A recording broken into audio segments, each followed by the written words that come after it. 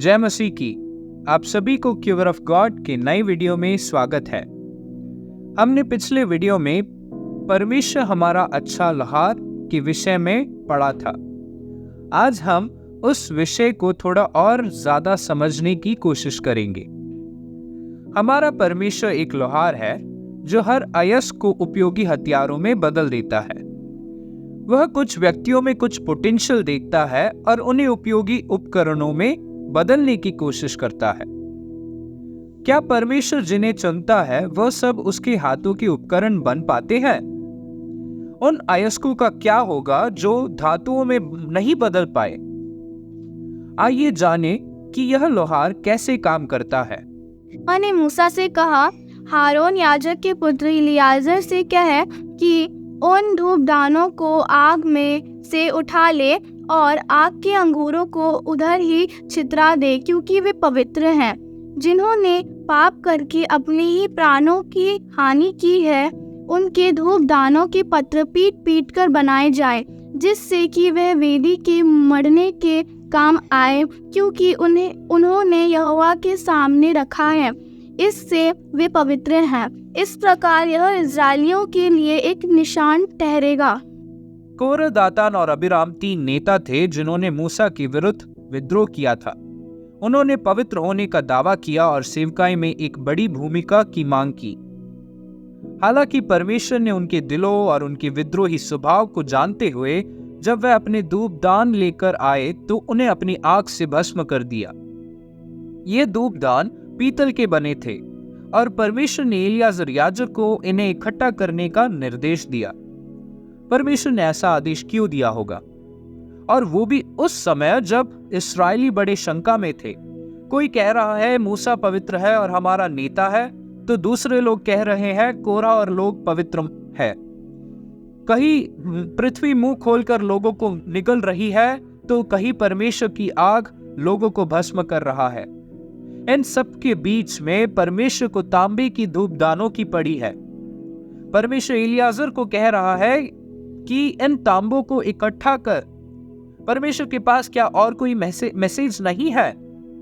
परमेश्वर ये कह सकता है कि इस्राएलियों को कह कि शांत हो जाए, या अगर तुम फिर विद्रोह करोगे तो ऐसा होगा।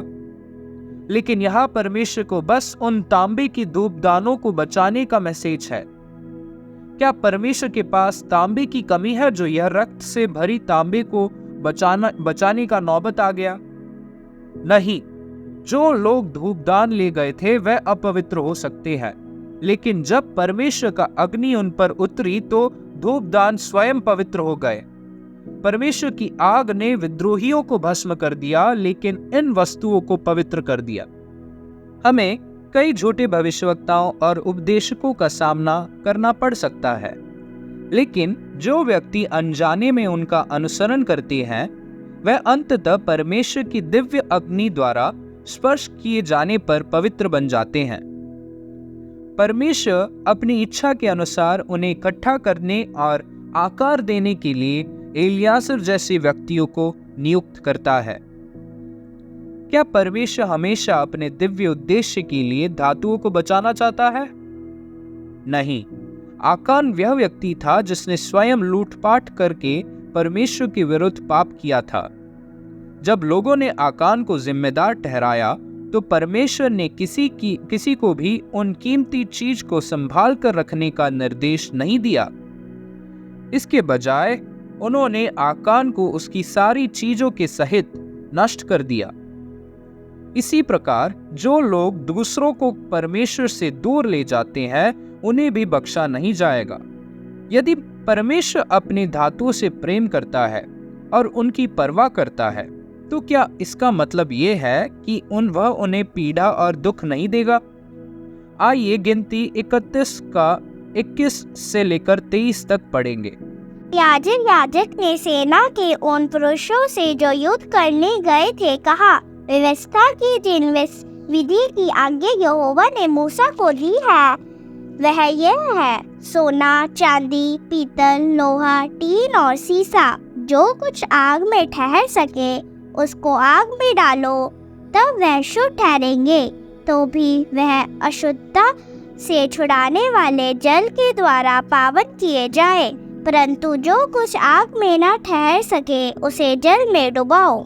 इस वचन में हम देखते हैं कि परमेश्वर चाहते हैं कि आग की गर्मी को सहन करने में सक्षम हर चीज को शुद्ध करने के लिए आग के अधीन किया जाए, जबकि जो इसे सहन नहीं कर सकते उन्हें शुद्ध करने वाले पानी में डुबा दिया जाए। यदि पानी प्रभावी ढंग से शुद्ध और साफ कर सकता है तो परमेश्वर आग के उपयोग का भी आदेश क्यों देता है? खैर, परमेश्वर का इरादा है कि उनकी दिव्य योजना के अनुसार कुछ विशेष चीजों को आग के माध्यम से शुद्ध किया जाए। धातुएं तीव्र गर्मी को सहन करने में सक्षम होने के कारण आसानी से लोहार की भट्टी में जमा हो जाती है।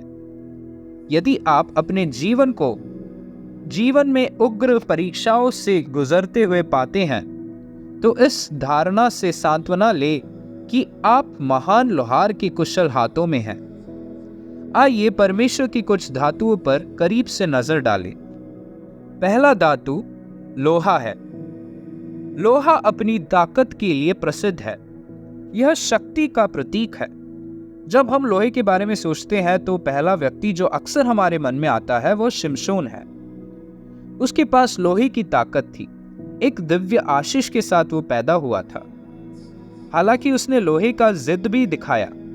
उदाहरण के लिए, जब उसके माता पिता ने उसे एक पलिश्ती महिला से शादी करने के अपने फैसले पर एक और बार विचार करने की सलाह दी तो उसने उनकी सलाह को अस्वीकार कर दिया और अपने दिल की इच्छाओं का पालन किया। अपने पूरे जीवन में शिमशोन ने अपनी इच्छानुसार कार्य किया। अक्सर परमेश्वर की इच्छा जानने का इच्छा भी प्रकट नहीं की उसने। बाइबल में हम देखते हैं इन सब चीजों को देखकर परमेश्वर ने उससे रोका नहीं, बल्कि यह लिखा है कि यह सब परमेश्वर की योजना का हिस्सा था।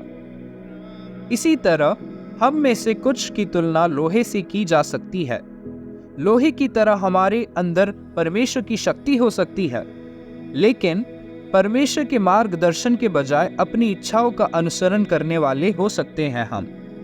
हम दूसरों के सुझाव का विरोध कर सकते हैं और लोहे की तरह ढीठ बन रह सकते हैं। हालांकि यह याद रखना आवश्यक है कि सबसे शक्तिशाली लोहा भी समय के साथ जंग खा जा सकता है। तो हमें यह सीख मिलती है कि हमारा जो ढीठ स्वभाव है अंततः हमारे पतन का कारण बन सकता है। अब अगला धातु तांबा है। यह धातु सोने की तरह चमकती हुई भी सोने से कम मूल्य रखती है। इसमें भी जंग लगने का खतरा हो सकता है, हालांकि उतना गंभीर नहीं। तांबा से अक्सर जुड़ा एक कैरेक्टर यहूदा का राजा हिजकिय्याह है। हिजकिय्याह को उसके राज्य में उसके कई धार्मिक कार्यों के लिए याद किया जाता है। हालांकि बाइबल उसके आंतरिक विचारों को भी प्रकट करती है। जब भविष्यवक्ता यशायाह ने अपने राज्य के लिए विनाश की भविष्यवाणी की तो हिजकिय्याह का मानना था कि ये जो परिणाम है भविष्य की पीढ़ी पर पड़ेगा और चिंता की कोई आवश्यकता नहीं है। वह भूल गया कि वह एक ऐसा व्यक्ति था जिसने पहले परमेश्वर का मन बदल दिया था, लेकिन एक और बार घुटना टेक कर परमेश्वर से विनती करने का जो सोच है वो नहीं रख पाया। परमेश्वर ने उसे अपने घर को व्यवस्थित करने का निर्देश दिया था, लेकिन उसने ऐसा नहीं किया। वह इस बात से अधिक व्यस्त लगा रहा कि दूसरे उसके बारे में क्या सोचेंगे। वह दुनिया की नजरों में सोने की तरह चमकने की चाहत रखता था, फिर भी उसके दिल में सोने जैसा शुद्धता नहीं था। अब अगला धातु चांदी है। सोने के समान चांदी को उसकी शुद्धता और परिष्कार के लिए सम्मानित किया जाता है। हालांकि इसमें सोने जैसे चमकदार चमक नहीं होती, इसके बजाय वह अपने अनूठे तरीके से प्रकाश को प्रतिबिंबित करता है। इसहाक की तुलना चांदी से करना अनुचित नहीं होगा।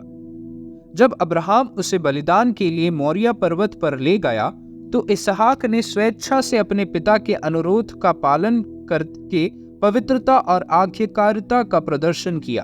लेकिन हम देखते हैं कि अपने पिता अब्राहम की तरह इसहाक के बारे में बाइबल में ज्यादा कुछ नहीं लिखा। उसने अब्राहम द्वारा उसे दिए गए आशीर्वाद का आनंद लिया। हम ये भी देखते हैं कि इसहाक के पास एसाव की जगह याकूब को आशीर्वाद देना है करके जो विजन है वो उसके पास नहीं था। उसकी पत्नी रेबेका ये जानती थी और परमेश्वर द्वारा उसे पता चला था कि परमेश्वर ने याकूब से प्रेम रखा है।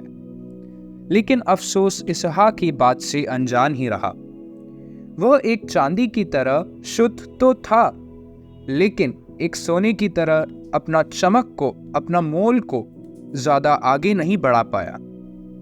अब जो आखिरी धातु है जो परमेश्वर का प्रिय धातु माना जाता है वह सोना है। सोना निस्संदेह पृथ्वी पर सबसे कीमती धातुओं में से एक है।